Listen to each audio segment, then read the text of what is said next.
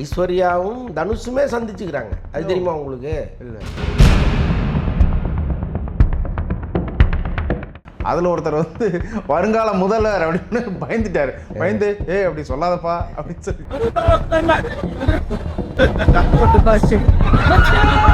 மேகதாது பற்றி சிவகார்த்திகனோட பார்வை வந்து மலைக்க வச்சிருக்கு அப்படின்லாம் அவர் சொல்லி இந்த இஷ்யூ கூட்டு போக சொல்லுங்க. சிவகார்த்திகேயனை போய் கர்நாடக முதல்வர்கிட்ட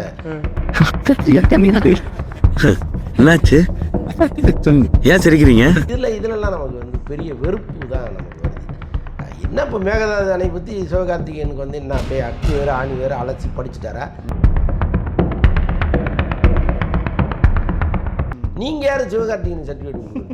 அவர் என்ன அவ்வளோ பெரிய புலமை பெற்றவர், மொத்தத்தையும் படித்து அது எங்கே ஆரம்பிச்சது, எவ்வளோ பிரச்சனைகள் இருக்குது, இப்போ எங்கே வந்து முடிஞ்சிருக்கு, இவ்வளவும் சொல்லக்கூடியவரா சிவகார்த்திகேயன்? தமன அளவுக்கு இல்லை அப்படின்லாம் பல பேர் எழுதுகிறாங்க. அது வந்து உடன்பாடு. இவங்க ஆடிருக்காங்க, சரியாக இருக்காங்க, அவ்வளோதான். அதை தான் நீங்கள் பார்க்கணும். மற்றவங்க படம் தான் வந்துட்டு லெஃப்ட் ஹேண்டில் டீல் பண்ணுற அஜித் வந்துட்டு தன்னோட சொந்த படமான இதுக்கு வந்துட்டு ப்ரமோஷன்ஸ்க்கு வருவாரா? வரலான்னா ரெட் கார்டு. அஜித்துக்கு ரெட் கார்டு போட்டுரும்.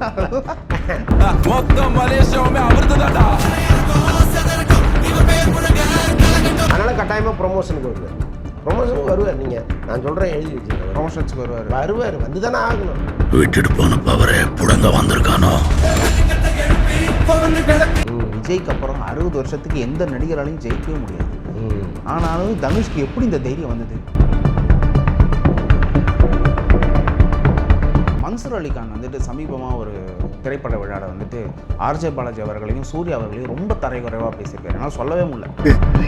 கம்மியாக நிற்க வச்சிருக்கான்.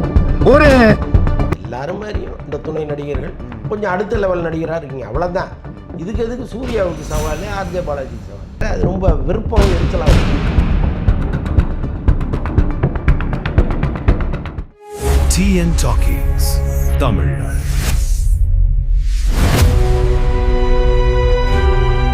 வணக்கம் டிஎன் டாக்கீஸ் நேயர்களே. இன்னைக்கு நம்ம கூட இணைஞ்சிருக்கிறது சினிமா விமர்சகர் அந்தரன் அவர்கள். வணக்கம் சார். வணக்கம் சார். அனிருத் கல்யாணத்துக்கு ஹெல்ப் பண்ண ரஜினிகாந்த் எந்தளவுக்கு உண்மை?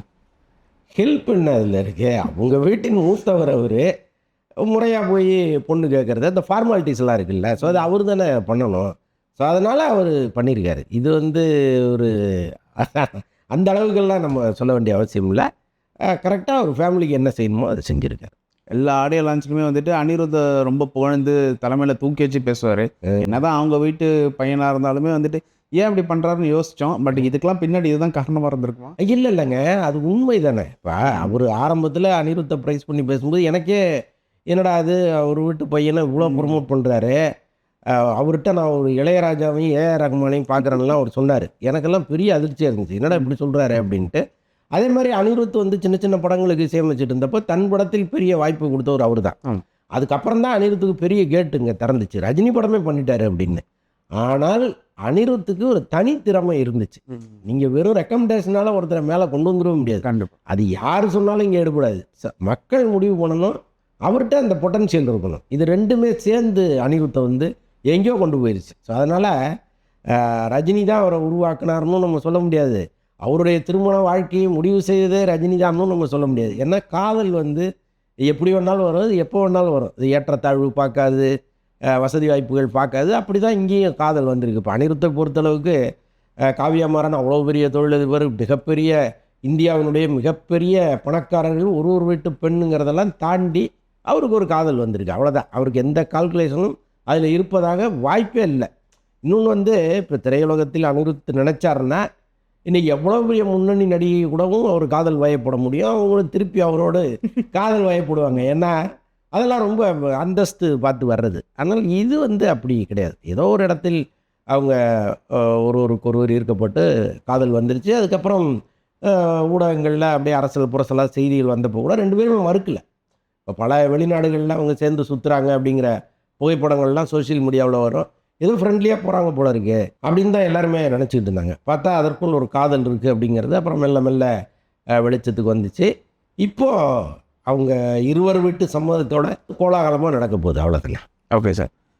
இப்போ இந்த கல்யாணத்துக்கு வந்துட்டு அனிருத்த அறிமுகப்படுத்தின தனுஷ் வர முடியும், வருவாரா, இன்வைட் பண்ணுவாங்களா? ஏங்க மொத்த இண்டஸ்ட்ரியுமே வருங்க. இது என்ன தனுஷ் வருவாரான்னு ஒரு கேள்வி கேட்குறீங்க. தனுஷுக்கும் குடும்பத்தை விட்டு அவர் பிரிஞ்சிருந்தாரு. இல்ல அது வேறங்க. இப்போ ஐஸ்வர்யாவும் தனுஷுமே சந்திச்சுக்கிறாங்க. அது தெரியுமா உங்களுக்கு? 2 பேருக்குமான இந்த ஜாயின் வெஞ்சரில் வாங்கின அவ்வளோ சொத்துக்களும் அப்படியே தான் இருக்குது. அவங்க தனித்தனியாக பிரிக்கவே இல்லை. இப்போவும் அவங்க வந்து ஒருவருக்கு ஒரு மெயில் அனுப்பிச்சிக்கிறது, பேசிக்கிறது, தேவைப்பட்டால் நேரில் சந்திக்கிறது. ஏன்னா குழந்தைகள் இருக்காங்க. ஸோ அதனால் வந்து அவங்க 2 பேரும் வந்து வெளி உலகத்துக்கு டைவர்ஸ் ஆனவர்களாக இருந்தாலும் தேவைப்படுகிற போது சந்திச்சுட்டு தான் இருக்காங்க. ஸோ அப்படிப்பட்ட சூழ்நிலையில் அனிருத் கல்யாணத்துக்கு அவர் எப்படி வராமல் இருக்க முடியும்? அவர் தானே வந்து அவர் உலகம் வளர்த்தெடுத்து கொண்டு வந்தவர், ஆரம்பத்தில் வாய்ப்புகளை கொடுத்தவர். ஸோ அதனால் கட்டாயமாக தனுஷ் வருவார்.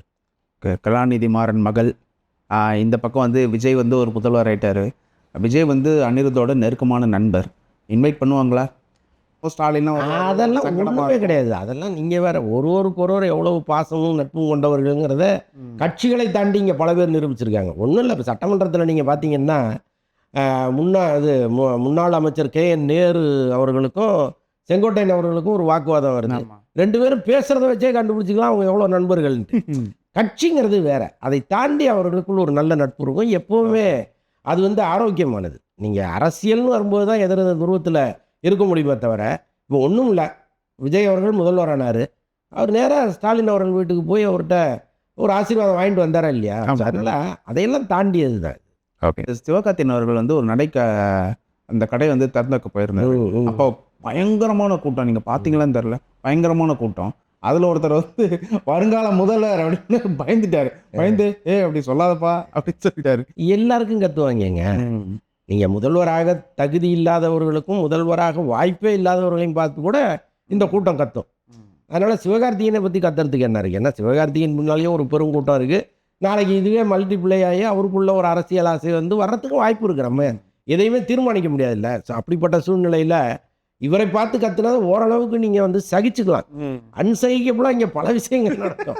அதனால் அதில் ஒன்றும், அதாவது அவர் வந்து அவங்கள கண்டிச்சார், அது உள்ளபடியே நல்ல விஷயம். ஏன்னா அதை ரொம்ப என்ஜாய் பண்ணிக்கிட்டு ஹாப்பியாக அப்படியே அதை மிதப்பாக போகாமல் அதை இப்போ அப்படிலாம் கத்தாதீங்கன்னு அவர் சொன்னார்ல, சைகை பண்ணார்ல, அதுவே பெரிய விஷயம் தான்.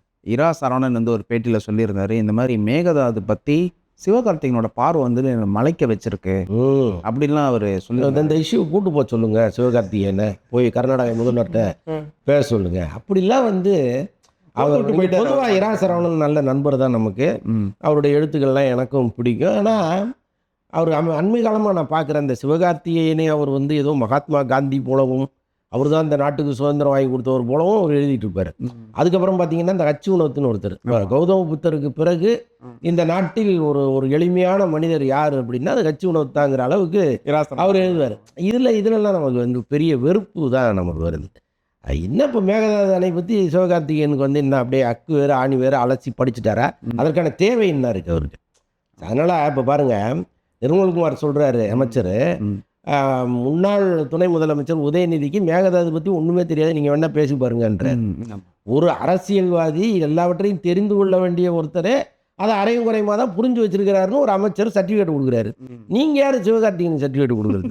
அவர் என்ன அவ்வளோ பெரிய புலமை பெற்றவர், மொத்தத்தையும் படித்து அது எங்கே ஆரம்பிச்சது, எவ்வளோ பிரச்சனைகள் இருக்குது, இப்போ எங்கே வந்து முடிஞ்சிருக்கு, இவ்வளவும் சொல்லக்கூடியவரா சிவகார்த்திகேயன். அதனால் சும்மா ஒருவரை புகழ்ந்து பேசுவது அல்லது அவர்கிட்ட கால் ஷீட் வாங்கணுங்கிறதையாவது பேசுறதுங்கிறது வேற.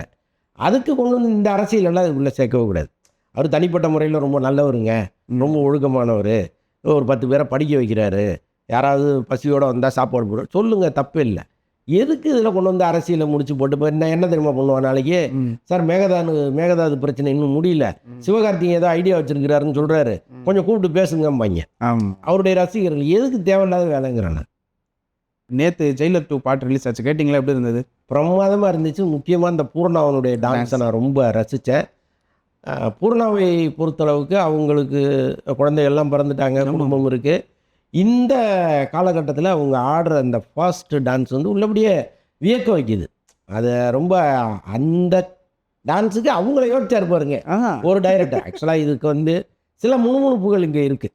சோஷியல் மீடியாவில் நம்ம போய் பார்க்கும் பொழுது இவரை போட்டிருக்கலாம், தமன அளவுக்கு இல்லை அப்படின்லாம் பல பேர் எழுதுகிறாங்க. அது வந்து உடன்பாடு இல்லை நமக்கு. இவங்க ஆடிருக்காங்க, சரியாக இருக்கா இல்லையா, அவ்வளோதான். அதை தான் நீங்கள் பார்க்கணும். ரொம்ப பிரமாதப்படுத்திட்டாங்க. சூப்பராக பண்ணிட்டாங்க. விஸ்வநாதன் சன்ஸ் வந்துட்டு இங்கே தமிழ்நாட்டில் சரியாக போகல, தெலுங்குலலாம் பெரிய வெற்றி, ஓவர்சீஸ்லேயும் நல்ல கலெக்ஷன் அப்படின்னு சொல்கிறாங்க. தமிழ்நாட்டில் அந்த படம் உண்மையாகவே சரியாக போகல, இல்லை தமிழ்நாட்டில் போகலைன்னு சொல்ல முடியாது. பார்க்குறவங்க என்ஜாய் பண்ணி பார்க்குறாங்க. இங்கே என்னென்னா நிறைய படங்கள் இங்கே ஓடிட்டு இருக்கு. ஒரு பக்கம் ஜனநாயகன் ஓடுது, ஒரு பக்கம் ஸ்பைடர்மேன் ஓடுது, ஒரு பக்கம் டிசி ஓடுது. இந்த ஆமாம், இந்த 3-4 படங்களுக்கு தியேட்டர் போக தான் மிச்சம் வந்து விஸ்வநாதன் சன்ஸுக்கு கிடைச்சிருக்கு. அப்போ அந்த தியேட்டரில் வருகிற கூட்டத்தை வச்சு தான் நம்ம அந்த கலெக்ஷனை முடிவு பண்ண முடியும். அதனால் உள்ளபடியே இந்த படம் வந்து ஒரு 600 தேட்டர் 500 தேட்டரில் ரிலீஸ் ஆகி ஒரு பெரிய கலெக்ஷனை பார்த்தீங்கன்னா இந்த குறை நமக்கு தெரியாது. அதனால் தமிழ்நாட்டை பொறுத்தளவுக்கு அவங்களுக்கு சிக்காதான். ஆனால் ஆந்திராவில் வந்து பெரிய ஹிட் அந்த படம் தெலுங்கில்.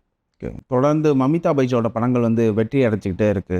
ஃப்யூச்சரில் அவங்க தான் ஒரு நயன்தாராவாக பார்க்கலாமா? அது காலத்தின் கையில் தாங்க இருக்குது. ஆனால் அவங்கள பொறுத்தளவுக்கு எல்லா தகுதியும் உடைய ஒரு நல்ல நடிகையாக இன்றைக்கி வந்திருக்காங்க. இப்போ அண்மை காலமாக பல பேர் இங்கே வந்தால் கூட சில பேர் மீது நமக்கு ஒரு அபாரமான நம்பிக்கை வரும். இன்னும் அவங்களுக்கான ரசிகர் கூட்டம் பெருகிட்டே இருக்கும் நாளுக்கு நாள். அப்படி ஒரு இடத்தை நோக்கி மமிதா பைஜு வந்துட்டாங்க. உள்ளபடியே அவங்க நடிப்பெல்லாம் நமக்கு வந்து ரொம்ப வியக்க வைக்குது, பிரமிக்க வைக்குது. ஏன்னா ரொம்ப சவாலான கேரக்டர்களை அவங்க எடுத்துக்கிட்டு அது ரொம்ப லெஃப்ட் ஹேண்டில் டீல் பண்ணுறாங்க. இதெல்லாம் வந்து இதை கஷ்டப்பட்டு நடித்து இது நடிப்புன்னு நமக்கு காமிச்சு அதெல்லாம் எதுவுமே இல்லை. ரொம்ப கேஷுவலாக வராங்க, பிரித்து மேய்ஞ்சிட்டு போயிடுறாங்க.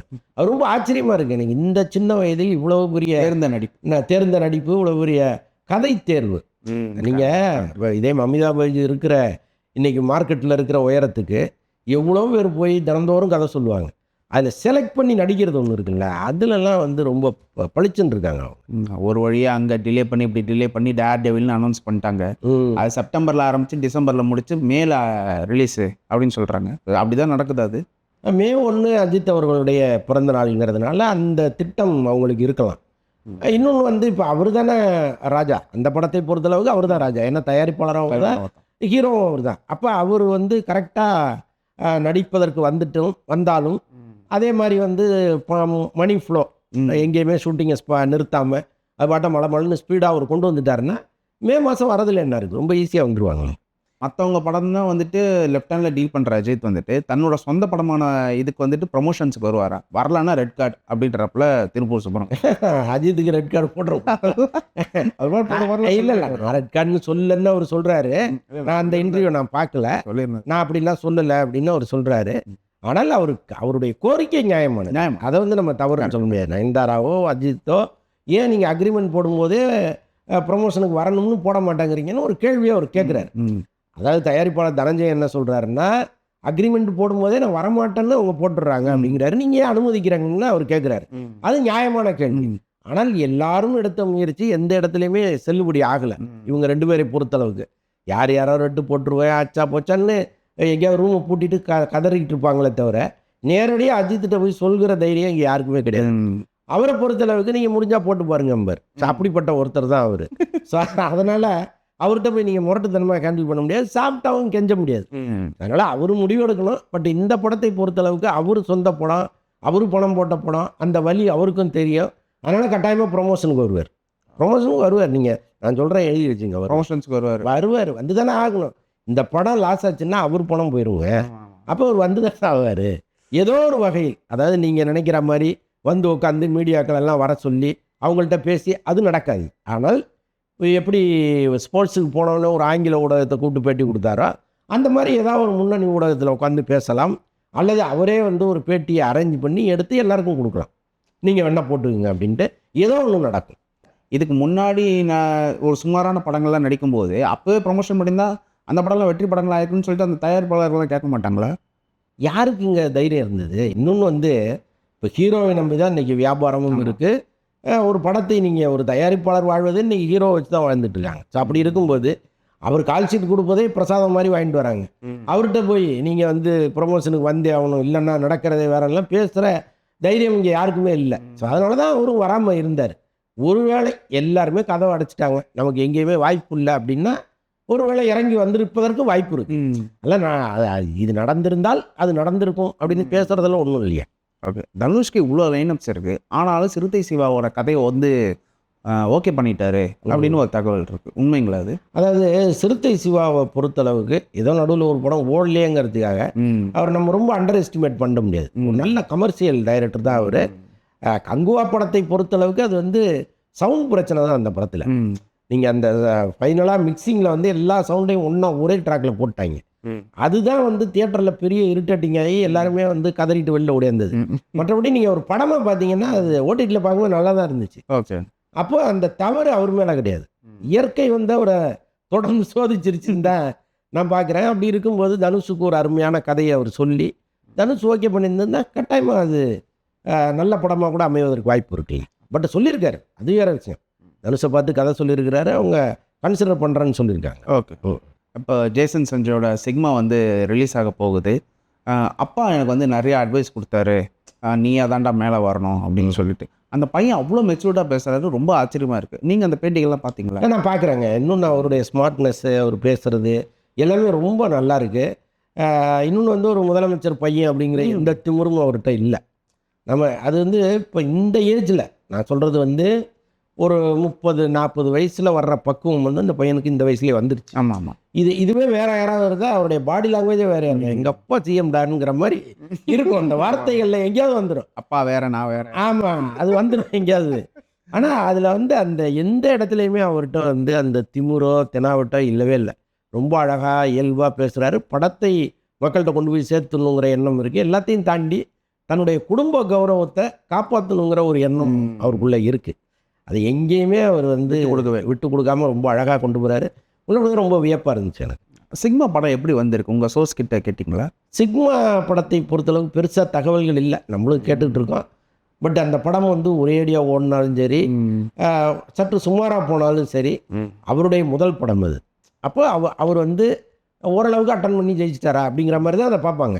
இப்போ மற்ற டைரக்டர்களை கம்பேர் பண்ணுவாங்கல்ல, இப்போ சங்கர் படம், முருகதாஸ் படம் மாதிரி இந்த படத்தை டீல் பண்ண மாட்டாங்க. ஏன்னா இப்போ தான் ஃபஸ்ட்டு படம் அவருக்கு, ஏதாவது சின்ன சின்ன குறைகள் இருந்தால் அதை அப்படி நகர்த்தி வச்சுட்டு இந்த படத்தை பார்த்துடலாங்கிற எண்ணம் தான் எல்லாருக்கும் இருக்கும். அதனால் அது வந்து நல்லா வரணுங்கிற ஆசை இருக்குது. நல்லா வந்திருக்கான்னு தெரியல. தனுஷ் வந்து அவரோட கட்சியை வந்துட்டு பதிவு பண்ணிட்டதா பேசுகிறாங்க, நீங்கள் கேள்விப்பட்டீங்க? இல்லைங்க, அப்படிலாம் அது தவறான தகவல். அது அப்படி பதிவு இப்போ பண்ண வேண்டிய அவசியம் இல்லை. தேர்தலுக்கு இன்னும் 5 வருஷம் இருக்குது. சரி, அதற்குள்ளே ஒரு பதிவு பண்ணி என்ன பண்ண போகிறாரு? ஆனால் அரசியலுக்கான வேலைகளே அவர் முன்னெடுக்க ஆரம்பிச்சிட்டார். இப்போ ஒரு வார் ரூம் ஒன்று ரெடி பண்ணுறாங்க. அந்த வார் ரூமில் கிட்டத்தட்ட ஒரு 50-60 பேரை ஹையர் பண்ணுறாங்க. மிகப்பெரிய இடத்துல வந்து கம்ப்யூட்டர்ஸ் எல்லாம் போட்டு பிரமாதமாக இறங்கிட்டாங்க. என்னென்னா இப்போ எப்படி திமுகவுக்கு ஒரு ஐடி விங் இருக்கோ, ஏடிஎம்கேவுக்கு இருக்கோ, தமிழக வெற்றி கழகத்துக்கு இருக்கோ, நமக்கும் இருக்கணுங்கிற எண்ணம் வந்துச்சு அவருக்கு.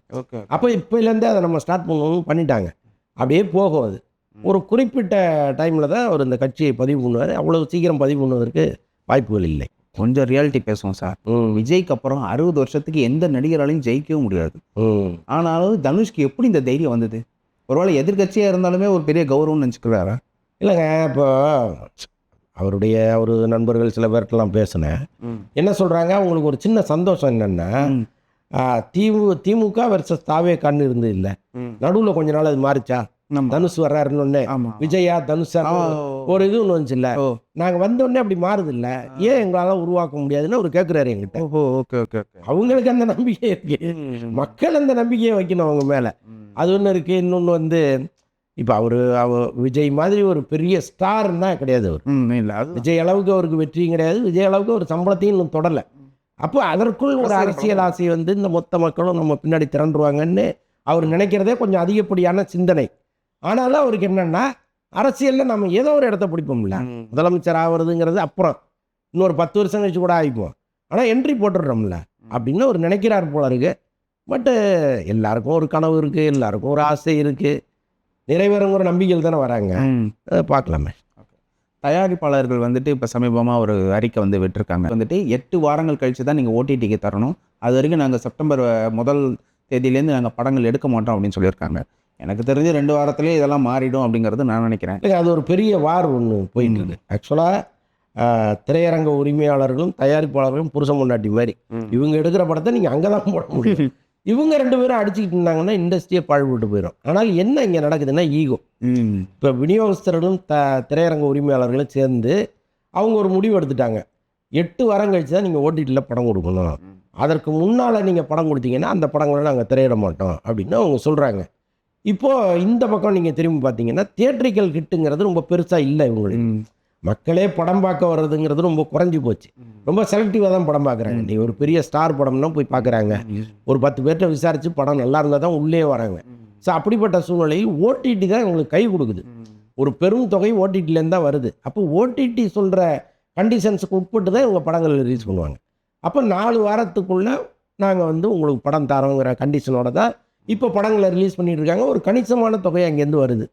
தியேட்டரிக்கல் கலெக்ஷன் பெருசாக இருந்ததுன்னு வைங்களேன், இந்த பக்கமே அவங்க போயிருக்க மாட்டாங்க. அப்போ தியேட்டரிக்கல் கலெக்ஷன் பெருசாக வராததுனால அவங்க ஓடிடி சொல்கிறத கேட்க வேண்டிய சூழ்நிலையாக இருக்குது. அது இவங்க தரப்பு நியாயம்.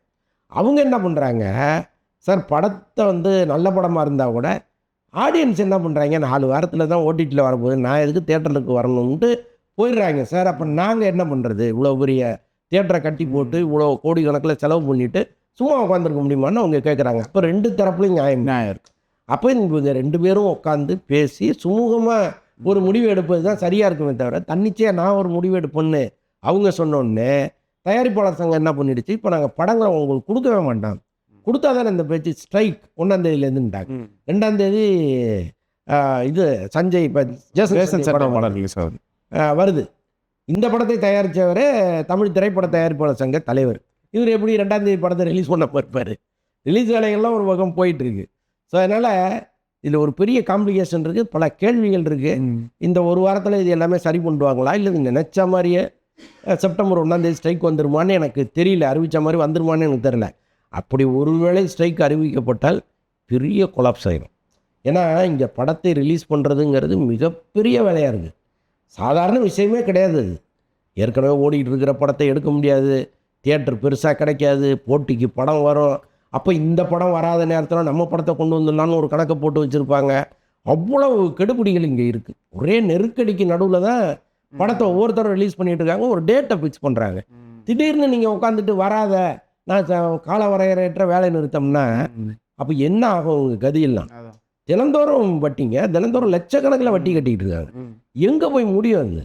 அதனால் இது ஒரு ஆபத்தான ஒரு அறிவிப்பாக இருக்குது. என்ன பண்ண போகிறாங்கன்னு எனக்கு தெரியல.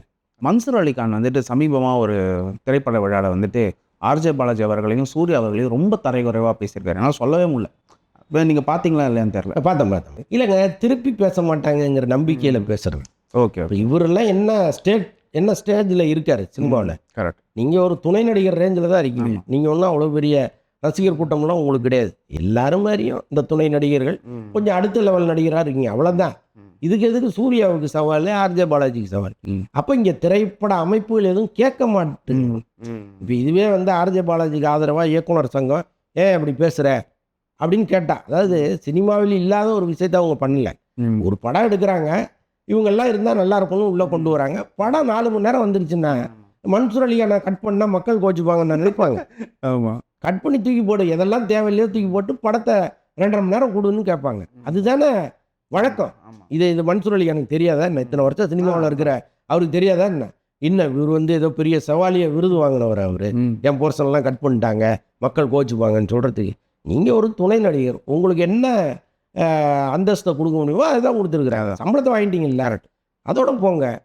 அதை விட்டுட்டு வந்து இங்கே அது நடந்துருச்சு இது நடந்துருச்சுன்னு ஏதோ இந்தியாவே தலைப்புற திருண்டு விழுந்துருச்சுங்கிற அளவுக்கு பில்டப் பண்ணிட்டு இருக்காரு. அது ரொம்ப வெறுப்பாகவும் எரிச்சலாகவும் இருக்குது. கேட்ட கேள்விக்கு ரொம்ப பொறுமையாக பதில் சொல்லியிருக்கீங்க. ரொம்ப நன்றி சார். நன்றி.